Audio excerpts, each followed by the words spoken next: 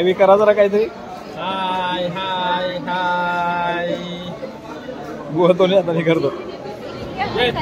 म्हणालीला आणि एक्सायटेड आहोत की तिकडे कसं असणार आहे, पण ते तिथे गेल्यानंतरच कळणार आहे की ऍक्च्युली तिथे कसं हा ना.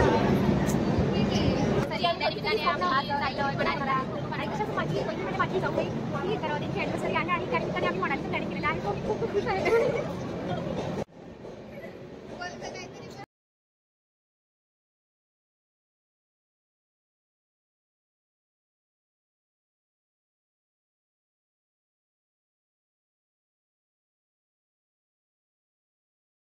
आता चालू किती चालू असं आहे का?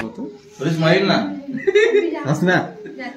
नाहीतर एक काम कर ना, व्हिडिओ काढली. थांब थांब गडबड. नमस्कार, पुन्हा एकदा आपल्या नवीन व्हिडिओमध्ये आपण सर्वांचं स्वागत करतोय. आज आपण पुन्हा एकदा ट्रिपला निघालोय. आजची ट्रिप म्हणजे दरवेळेसपेक्षा खूप वेगळी आहे, कारण आत्ताच्या ट्रिपमध्ये माझी पूर्ण फॅमिली आणि मित्र म्हणण्यापेक्षा म्हणजे माझे भाऊच, एक मावशीचा मुलगा आणि सुदर्शन सांबरे याला तर आपण ओळखच, कारण नेहमी माझ्यासोबत असतो. आजची ट्रिप आहे आपली हिमाचल प्रदेश म्हणजेच कुल्लू मनाली.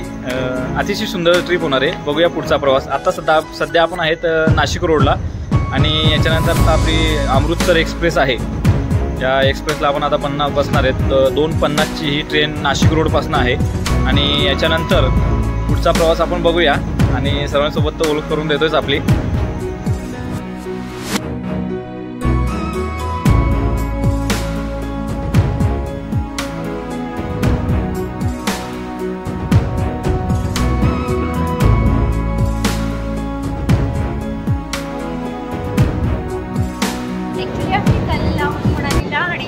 एक्सायटेड आहोत की तिकडे कसं असणार आहे, पण ते तिथे गेल्यानंतरच कळणार आहे की ऍक्च्युली तिथे कसं हा ना.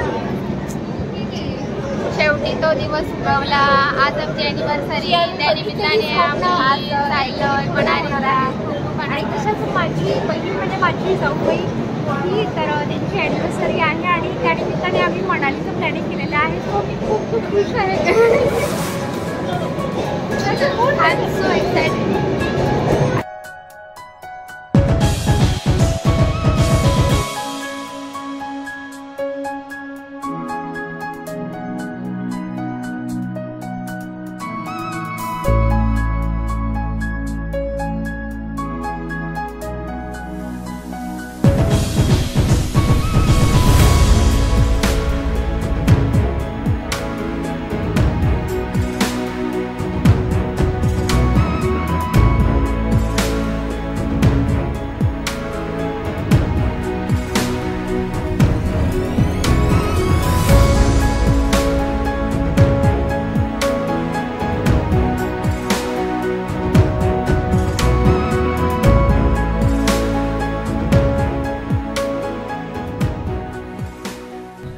अशा तऱ्हेने आपला ट्रेनचा जो प्रवास आहे नाशिक ते राजपुरा आहे, हा जवळजवळ 28 ते 30 तासाचा प्रवास आहे आणि आता पूर्ण झालेला आहे. अवघ्या आता 2 मिनिटात आपण राजपुरा स्टेशनला उतरतोय.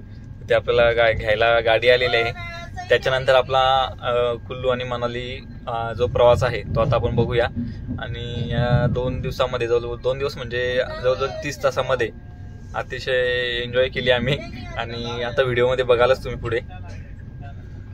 गणपती बाप्पा मंगलमूर्ती.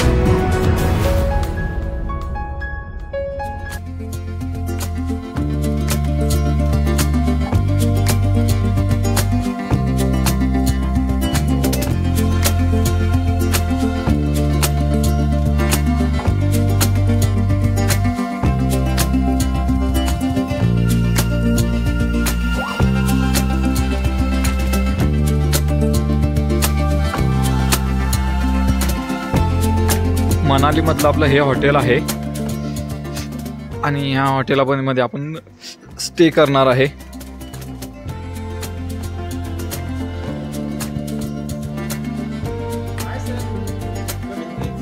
ह्या हॉटेलमध्ये आपण स्टे करणार आहे. इथे रिसेप्शन आहे.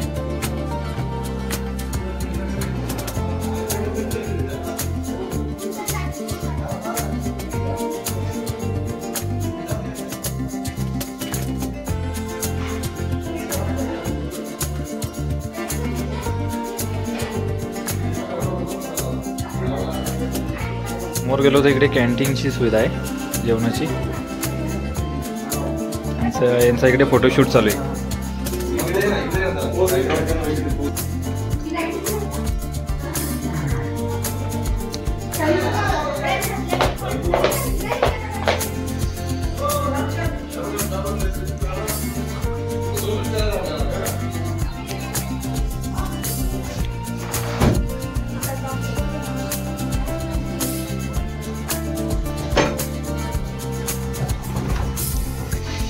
वॉशरूम,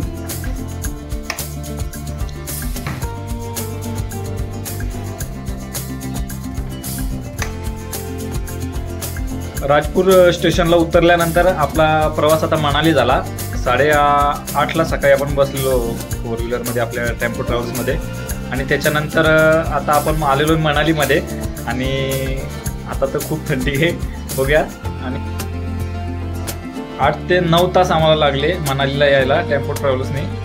रस्ता असा खूप छान होता, ट्रॅफिक पण आम्हाला कुठे भेटली नाही. आणि आता संध्याकाळी 7:30 वाजता तसं आम्ही आता पोहोचलो आम्ही 6:30लाच. हॉटेल शोधायला थोडासा वेळ गेला आणि आता आपण निघालेलो मॉल रोड आणि बघूया आता जेवढा बघता येईल तेवढा एरिया बघू आणि मॉर्निंगला पुन्हा एकदा बघूया. खूप थंडी आहे.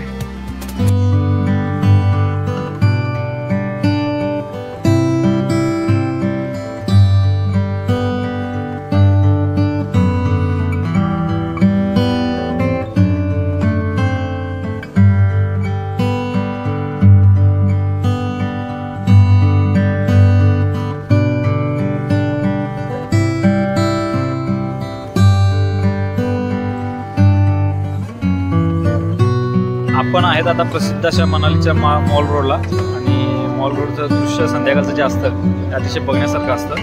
आणि आता आपण मॉल रोड फिरूया.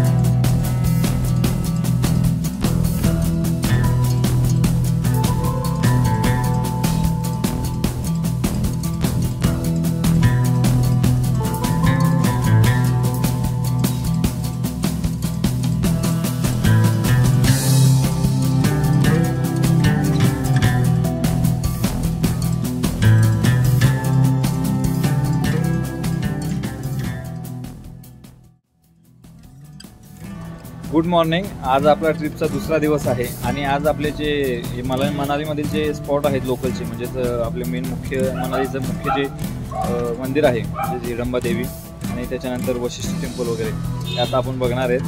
आणि आता मनालीमध्ये जे हिडंबा देवी टेम्पल आहे त्या लोकेशनला आपण आलेलो आहे. रूमच्या अगदी 5 मिनिटाच्या अंतरावर हे मंदिर होतं आणि आता तिथे आपण आलोय. चला तर मग.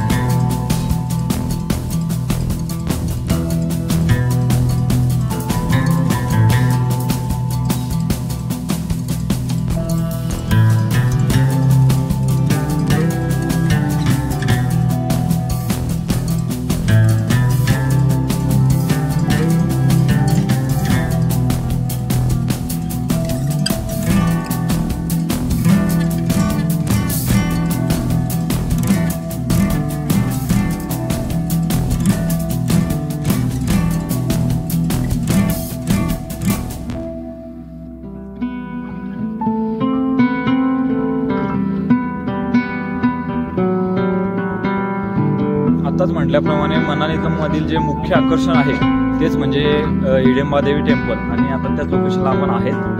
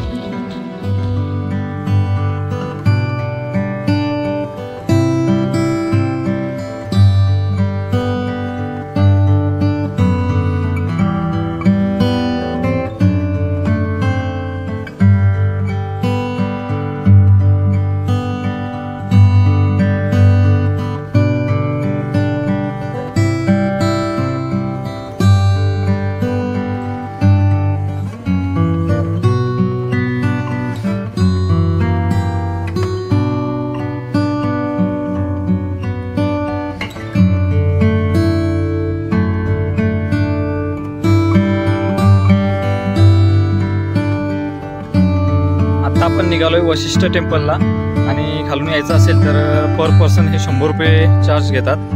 पण आम्ही आता निसर्ग सौंदर्य बघायचं आहे त्याच्यामुळे आम्ही चालतच निघालोय. जास्त काय अंतर नाही, बघूया. आणि निसर्ग सौंदर्य तर अतिशय छान आहे.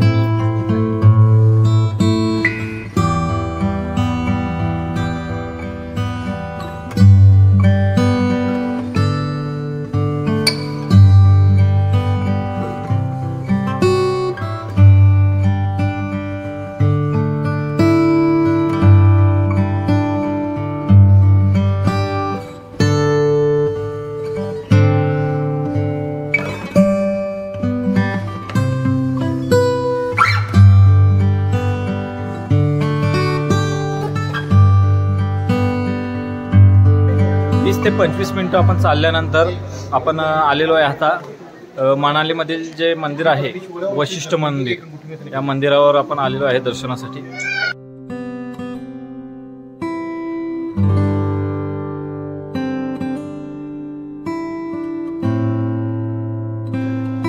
मंदिराच्या शेजारीच अगदी आल्यानंतर इथे जे गरम पाण्याचे कुंडे आहे, नॅचरली गरम पाण्याचे कुंडे आहेत आणि आपण तिथे आंघोळ वगैरे पण करू शकतो.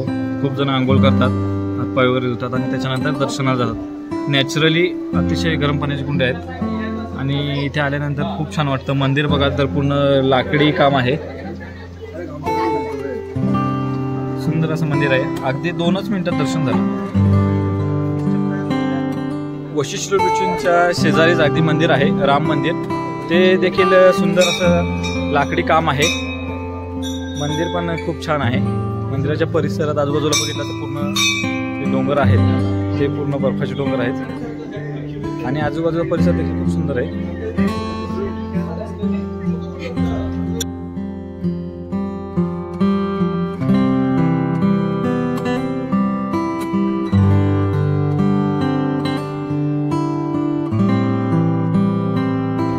खूप दिवसानंतर आपला एक मित्र भेटलाय.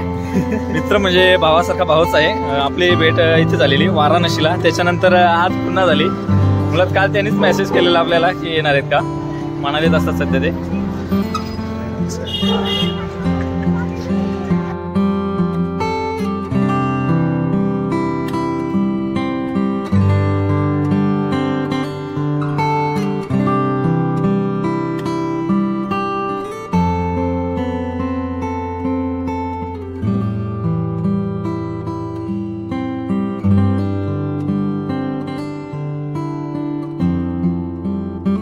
Good morning. आपण आहेत आता मनालीतच आणि आता निघालोय आपण अटल टनल. अटल टनलच्या पुढे सध्या तरी सोळांवेलीमध्ये काय बर्फ वगैरे नाही. आता इथे स्थानिक लोकांसोबत बोललो, म्हटलं चला पुढे जाऊया कारण ॲक्टिव्हिटी करायच्या होत्या. मग अटल टनलच्या पुढे काहीतरी गाव आहे, म्हणजे जवळजवळ 20-25 किलोमीटर अंतर आहे, तिथे ॲक्टिव्हिटी आहेत. म्हटलं मग चला आता पुढे जाऊया ॲक्टिव्हिटी करायला.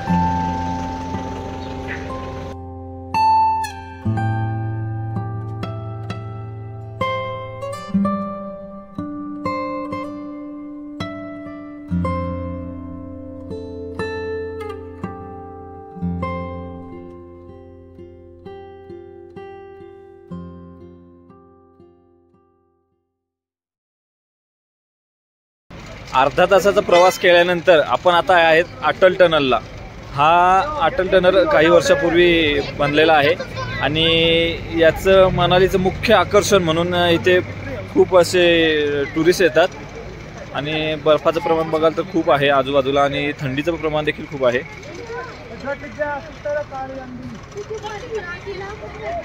अटल टनल म्हणजे पाठीमागे हा मेन मुख्य गेट आहे अटल टनलचा आणि त्याच्या पाठीमागे अगदी 2 मिनिटाच्या अंतरावर तिथनं अटल टनल चालू होतोय.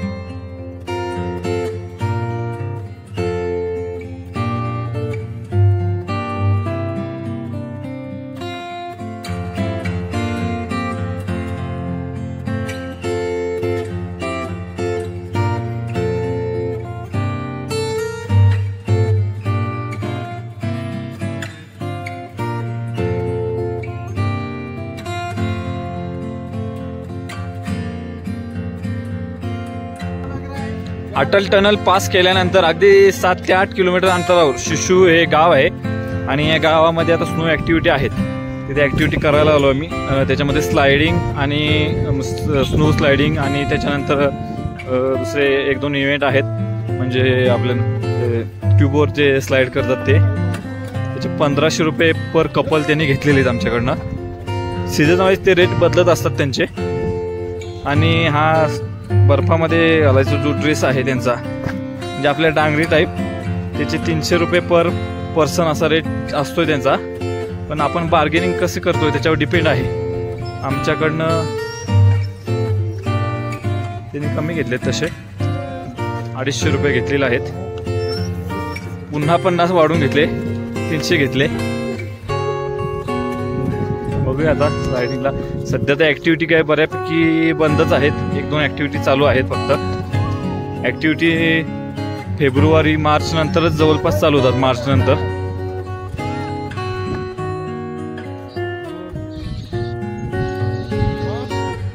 Welcome to Manali.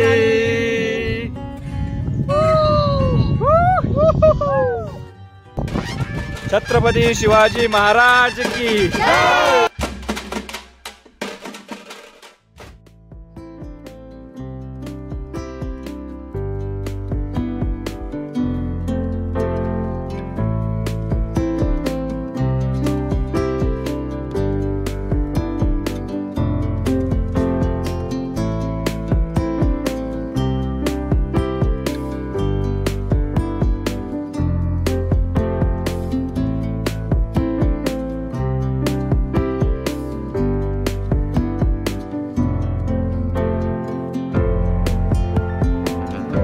नमस्कार.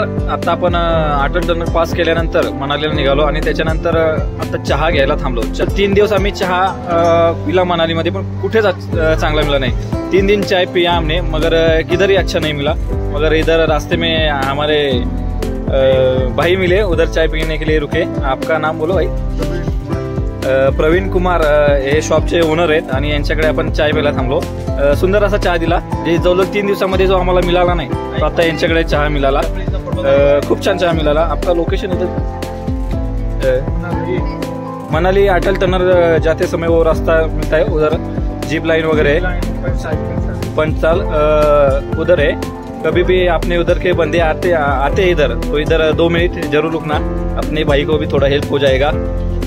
ठीक है, ओके, चलो, थैंक यू भाई.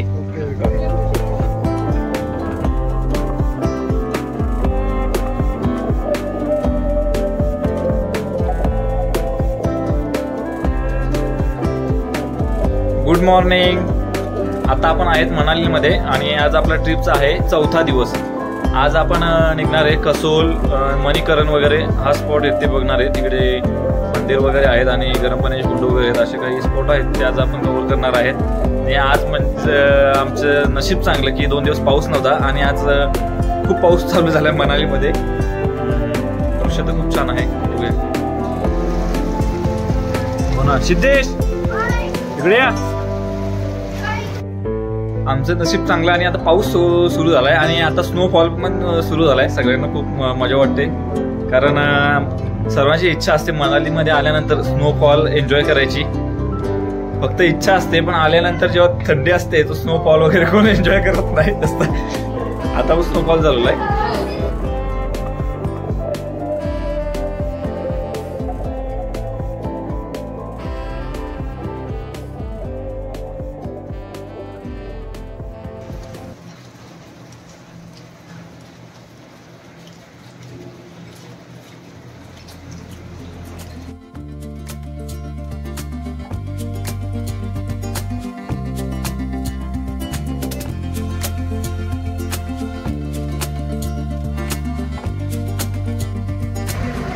आता आपण आहेत मणिकरण. मनालीपासून जवळजवळ 75 ते 77 किलोमीटर अंतरावर कसोल आहे आणि कसोल पासून पुढे 4 किलोमीटर अंतरावर मणिकरण आहे.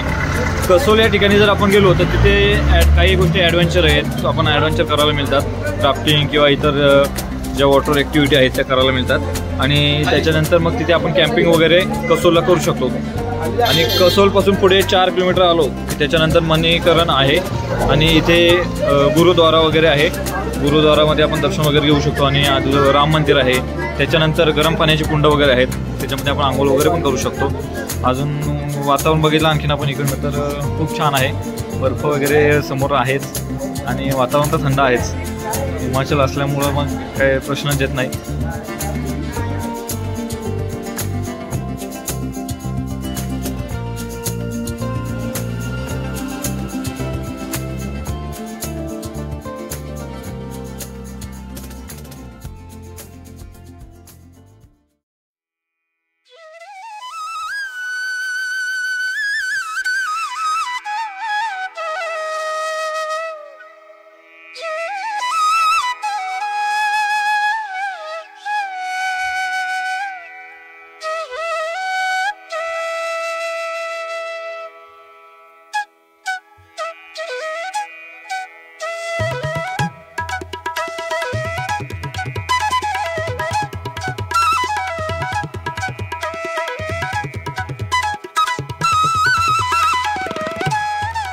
गुरुद्वाराच्या शेजारीच अगदी 1 मिनिटाच्या अंतरावर शिव मंदिर आहे आणि तिथेच मोठं गरम पाण्याचे कुंड आहेत आणि त्या कुंडांमध्येच जे लंगर चालतं त्याचा पूर्णपणे जो स्वयंपाक आहे तो ह्या गरम पाण्याच्या कुंडामध्येच शिजवला जातो आणि सुंदर असा स्वयंपाक केला जातो.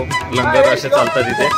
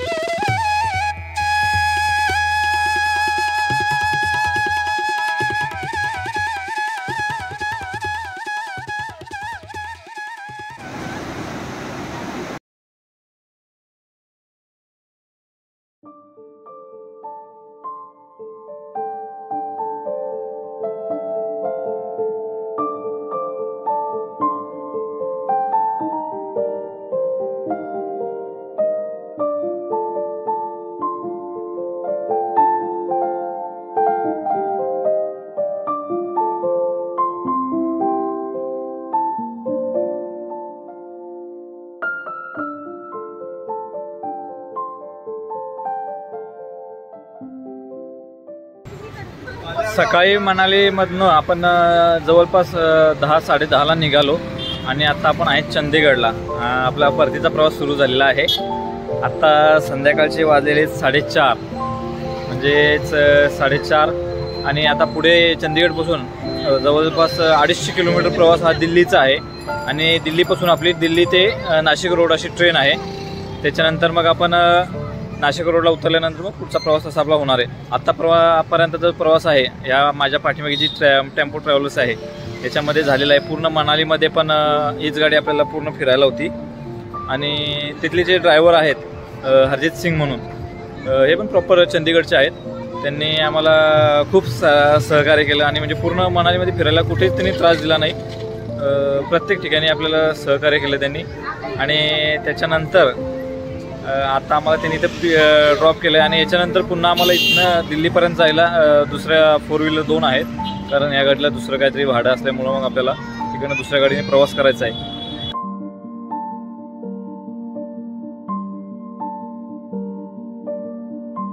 राजपुरा स्टेशनला उतरल्यानंतर आपण पूर्ण मनालीपर्यंत प्रवास आणि मनालीपासून पुन्हा आता रिटर्न चंदीगडपर्यंत प्रवास जो केला त्या आपल्या पाठीमागे जी टेम्पो ट्रॅव्हल्स आहे त्यामध्ये केला आणि त्यांचे जे चालक आहेत हरजित सिंग म्हणून ते माझ्यासोबतच आहेत.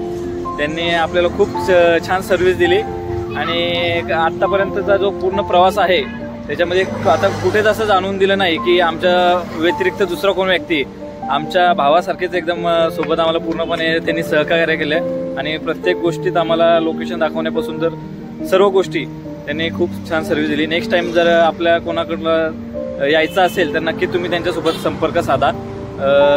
सर जी आपका कॉन्टॅक्ट नंबर बोलो. 9465209035. या नंबरवर कधी कॉन्टॅक्ट करा. आपल्याला आमच्यासारखीच चांगली सर्व्हिस नक्कीच मिळेल. हे नक्की म्हणजे आशा तर काय 100% मिळेल, काही प्रश्नच नाही.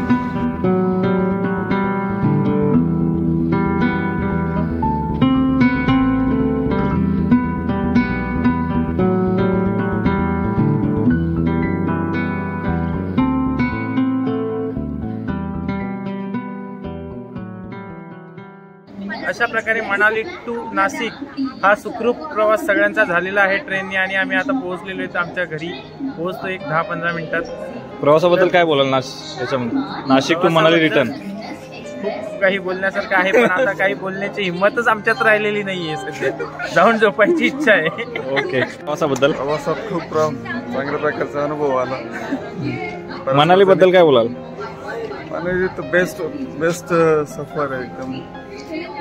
ते सांगतात ते एकदम भारी आहे. क्लायमेट वगैरे बेस्ट आहे. Okay, thank you. मनाली बद्दल काय बोलाल? मनाली बद्दल फक्त बोलण्यासारखं खूप आहे. खूप थंडी तुमची जी एक्साइटमेंट होती ती पूर्ण झाली का? आणि प्रवासाबद्दल काय बोलाल?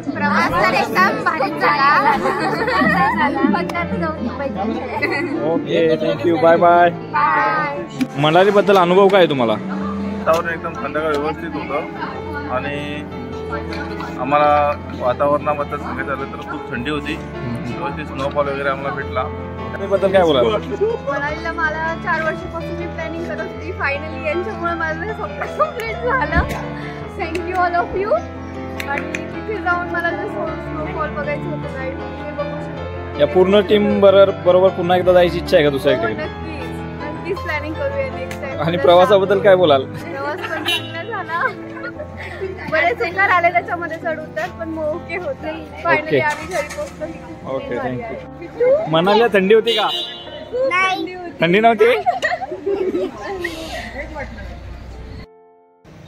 16 तारखेला पहाटे नाशिकवरून आम्ही प्रवास चालू केला आणि आजची जी तारीख आहे 23 तारखेला आम्ही आता 2:28 नाशिक स्टेशनला पोहोचलोय. त्या दरम्यान आमचा प्रवास नाशिक रोड ते राजपुरा स्टेशनला झाला आणि तिकडनं त्याच्यानंतर आमचा प्रवास मनालीला झाला. ते जवळजवळ 250 ते 300 किलोमीटर अंतर होतं. ते आम्ही टॅक्सी 4 व्हीलर म्हणजेच 12 सीटर गाडी होती आमची, टेम्पो ट्रॅव्हल्स, त्याच्याने प्रवास झाला आमचा. आणि त्याच्यानंतर मनालीत पोहोचलो. सुरुवातीचे 2 दिवस चांगले गेले, त्याच्यानंतर मग पुढचे पण आणखीन चांगले गेले. आपल्या त्यांच्यासाठी थोडं त्रासदायक असू शकतं, पण आपल्यासाठी हा स्नोफॉल वगैरे जो असतो तो आपण तोच मुळात एन्जॉय करायला जातो आणि तो आम्हाला सर्वांना मिळाला स्नोफॉल. सगळ्यांनी खूप एन्जॉय केला. येतानंतर आम्ही यायला निघालो. त्याच्यानंतर काही थोड्याशा 1-2 गोष्टी झाल्या. म्हणजे आमची ट्रेन होती दिल्लीवरनं डायरेक्ट नाशिक रोड, ती आमची 1 मिनिटासाठी गेली. त्याच्यामुळे थोडीशी काही गोष्टी झाल्या, त्याच्यामुळं ती ट्रेन गेली. आणि त्यानंतर आम्हाला पुन्हा तिकीट भेटली भोपाळपर्यंत, कन्फर्म तिकीट. आणि त्याच्यानंतर आम्ही पुन्हा ट्रेनमध्ये तिकीट पावती फाडून आम्ही आता नाशिक रोडपर्यंत आलो आहे. तसा प्रवास बघायला गेला तर अतिशय सुंदर झाला. सर्वांनी खूप एन्जॉय केली. आणि मुळात म्हणजे प्रवासादरम्यान एवढी थंडी वगैरे होती, पण कोणालाच असा त्रास जाणवला नाही, कोणाची तब्येत वगैरे काही बिघडली नाही. त्याच्यामुळे सर्वांनी खूप एन्जॉय केला. धन्यवाद. भेटूया पुढल्या व्हिडिओमध्ये. तोपर्यंत बाय बाय. सर्वांनी काळजी घ्या. Bye bye.